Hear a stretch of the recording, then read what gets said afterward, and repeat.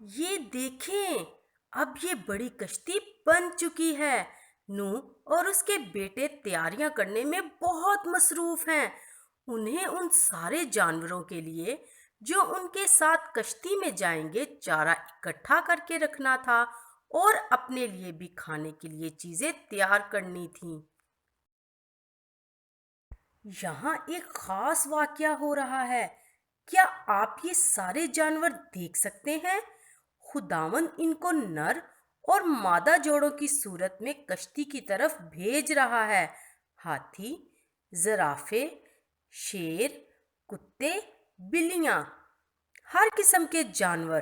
حیرانی کی بات ہے کہ خدا جانوروں پر بھی حکمرانی کرتا ہے اور وہ اس کی بات مانتے ہیں۔ خدا اپنے منصوبے کے مطابق کام کر رہا ہے۔ اب وقت ہو گیا کہ نوح، اس کی بیوی، اس کے بیٹے اور ان کی بیویاں کشتی میں داخل ہوں، اور پھر خداوند نے کشتی کا دروازہ خود بند کر دیا۔ نوح کے ارد گرد رہنے والے لوگ سب ہنس رہے تھے۔ کتنا بے وقوف خاندان ہے، وہ اتنا عجیب کام کیوں کرتے ہیں؟ کیا ان لوگوں نے ان سارے جانوروں کے جوڑے کشتی میں داخل ہوتے نہیں دیکھے تھے؟ کیا انہیں معلوم نہیں کہ خدا ہی ہے جو یہ سارا کام کر رہا ہے؟ کیا خدا سچ مچ وہی کرتا ہے جو وہ کہتا ہے؟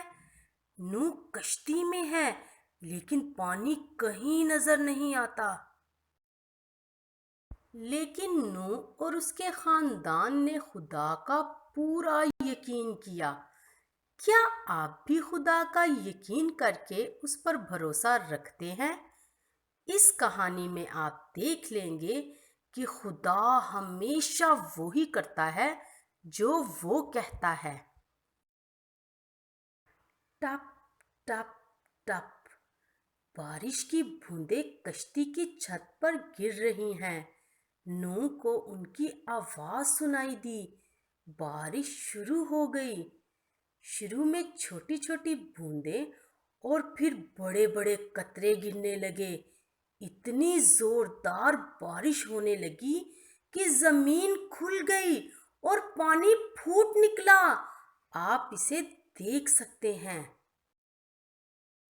شروع میں باہر والے لوگوں نے سوچا، اوہ، بارش ہو رہی ہے۔ ویسے تو بارش کبھی کبھی ہوتی ہے، یہ فکر کی بات نہیں۔ لیکن جب پانی کی سطح زیادہ اونچی ہونے لگی تو وہ بہت پریشان ہو گئے۔ ہم کہاں جا کر چھپ جائیں؟ کچھ لوگ درختوں پر چڑھنے لگے اور کچھ پہاڑوں کی طرف بھاگ گئے۔ ہو سکتا ہے کہ لوگ کشتی کا دروازہ بھی کھٹکھٹا کر زور سے چلانے لگے، نوح، دروازہ کھولو، ہمیں اندر آنے دو، ہمیں بچاؤ۔ لیکن اب وقت گزر چکا تھا۔ خدا نے ان کو خبردار کیا تھا، لیکن انہوں نے اس کی بات کا یقین نہیں کیا۔